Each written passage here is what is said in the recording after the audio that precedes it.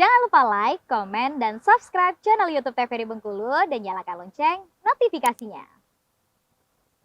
Dan di pagi hari ini seperti biasa, obrolan pagi ini selalu hadir menemani di sela-sela aktivitas pagi untuk pemirsaku tercinta. Nah, yang pasti untuk Anda jangan lupa ya, harus standby terus dari jam 8 sampai di jam 9 pagi, tentunya menyaksikan opini hanya di TVRI Bengkulu. Dan di pagi hari ini bersama saya Iqbal Fatwa, kita akan membahas hal yang sangat penting sekali mengenai kesehatan. Waduh, kalau ngobrol-ngobrol soal kesehatan, karena kenapa pemirsa, zaman sekarang itu banyak sekali pola hidup dari masyarakat, dari orang-orang sekitar kita yang sedikit bisa dikatakan berantakan. Berantakan dalam artian misalnya kurang tidur, terus juga kurang minum air putih, lalu banyak mengkonsumsi gula, dan masih banyak hal lainnya yang dapat merugikan tubuh-tubuh kita, organ-organ di dalam tubuh kita. Nah, untuk daripada itu kita hadirkan di studio opini sudah kehadiran ini perawat lain dari yang lain. Bukan sembarang perawat langsung kita hadirkan.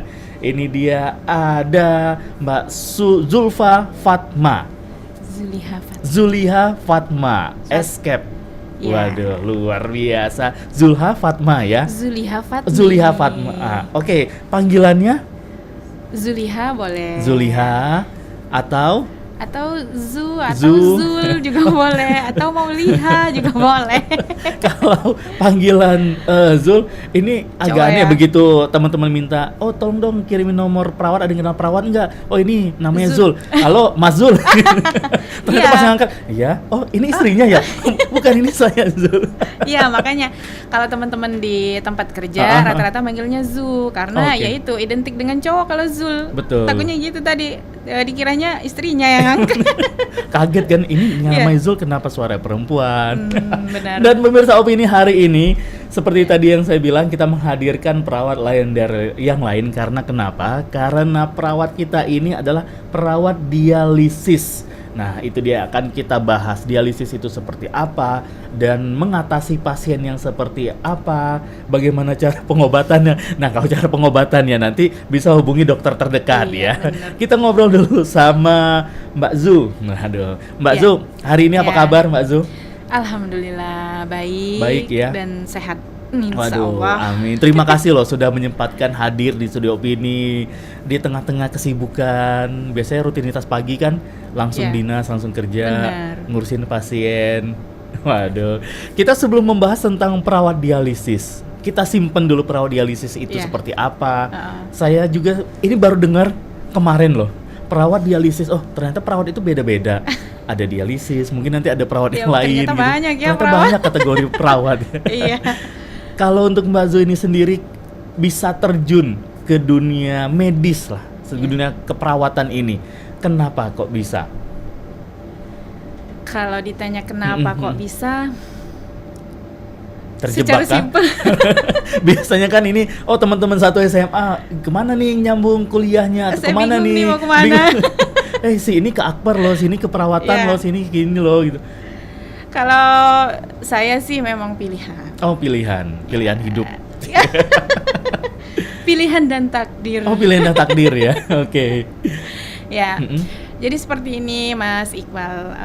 Awalnya saya itu kuliah ngambil di keperawatan, mungkin karena juga salah satu motivasi saya yang udah duluan ngambil di dunia keperawatan itu ada kakak, ada Ayu seperti itu. Oke. Jadi pada zaman-zaman itu ya ibarat katanya dengan kuliah jurusan itu mungkin saya mikirnya gini loh, saya mungkin akan bisa lebih bermanfaat seperti itu. Oh, meskipun oke. apapun bisa sih bermanfaat, tapi saya milihnya biar bisa nanti bisa menjaga orang tua, harapannya Oke, gitu, benar. biar bisa ngurus orang tua gitu.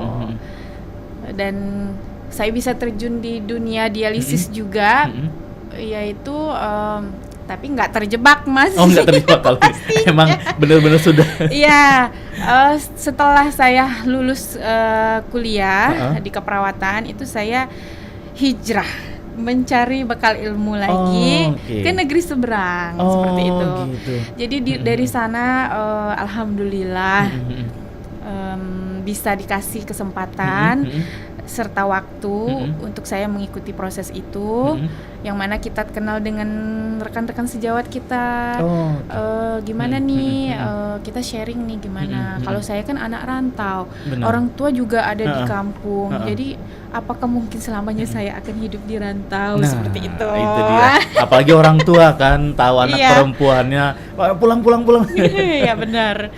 Jadi akhirnya setelah sharing sama teman-teman sejawat, sama perawat, sama dokter, akhirnya saya tuh sebenarnya berminat di bagian ini, dialisis. Menurut dokter gimana ini, menurut teman gimana ini. Wah, mereka bilang gini, setuju banget kalau misalkan kamu diminta pulang. Ternyata waktu saat itu juga almarhumah ibu itu memang minta untuk ya udah pulang dulu aja gitu.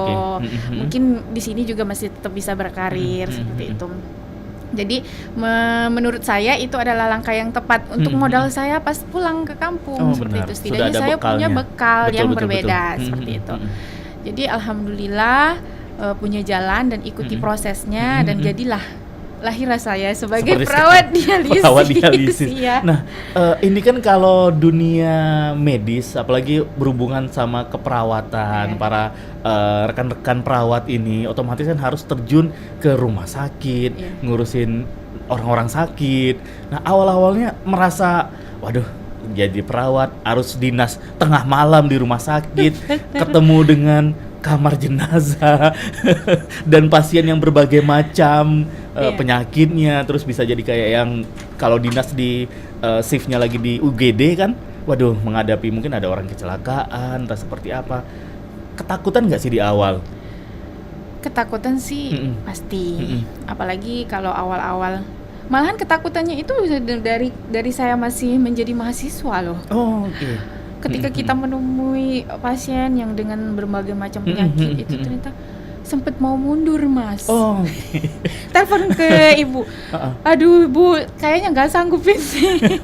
Karena begitu lihat orang-orang yang ya dalam tanda kutip mungkin ada yang urgent, nyawanya memang di tangan sang perawat sama dokter, berarti kan otomatis punya beban. Iya. Jadi ya gimana ya? Pernah kita suatu ketika menghadapi hal yang seperti itu. Bahkan kalau setelah terjun di dunia kerja itu sering banget. Ketika kita menghadapi pasien yang mungkin boleh dikata sakaratul maut atau gimana ya. Jadi gitu. Di situ kita kan peran perawat, mau itu semua tindakan instruksi dokter ataupun kita harus bertindak dengan cepat, gimana mengatasinya sesuai dengan instruksi, misalkan, atau gimana untuk mendukung secara spiritualnya, misalkan. Jadi dengan beriringnya waktu, benar kata pepatah, bisa karena terbiasa. Jadi karena sering, akhirnya kita kan udah terbiasa, jadi sudah lapang gitu. Jadi tahu harus ngapain dan juga siap untuk disalahin. Apalagi sama keluarga pasien kan, ini kok lama sekali perawatnya ini segala macam. Iya, bener. Itu mah sudah sangat lumrah ya, Mas. Ya sudah resiko, iya bener. Namanya untuk mengabdi gitu. Karena perawat ini kan juga pekerjaan yang dituntut kita untuk mengabdi, menyerahkan kemampuan kita, ilmu kita gitu. Kalau itu kan untuk ke kasat mata. Kalau yang nggak kasat mata, karena kan saya dulu juga pernah ditawarin sama orang tua, minat nggak ke dunia kesehatan, perawat segala macam. Terus saya mikir, wah, perawat berarti harus dinas di rumah sakit nanti, terus ngurusinnya tadi ke kamar jenazah, ketemu dengan makhluk-makhluk tanpa kasat mata ini. Nah, kalau Mbak Zul sendiri menemui itu nggak? Waduh, nanti ketemu hantu nih, ketemu Casper nih. Kalau saya gimana ya? Enggak lah. Alhamdulillah sejauh ini tidak ada. Mungkin kalau untuk hal yang halusinasi pendengaran atau gimana istilahnya, ketika saya tiba-tiba sendiri datangnya ke pagian atau ketika kita dipanggil untuk ada tindakan urgen ya Mas ya, tengah malam, kan kita otomatis buka pintu sendiri nih. Tengah malam. Jadi kadang ya kalau misalkan mendengar suara-suara ya itu biasalah, itu namanya halusinasi. Halusinasi karena kita di tempat yang rumah sakit yang sepi, namanya rumah sakit juga. malam-malam Ya. lagi, jadi halusinasi itu ada-ada aja. Oke, jadi singkat cerita ini masuk ke dunia perawatan ini karena ngelihat sang kakak yang sudah lebih dulu. Iya, itu salah satunya juga. Oke, salah lainnya? Salah lainnya yaitu tadi karena pilihan sendiri dan takdir mungkin. Nah, dan seperti apa lagi perjalanan dari Mbak Zu ini sebagai seorang perawat dialisis, dan apa itu perawat dialisis? Yang pasti pemirsa Opini jangan kemana-mana. Setelah yang satu ini kami akan kembali lagi untuk Anda.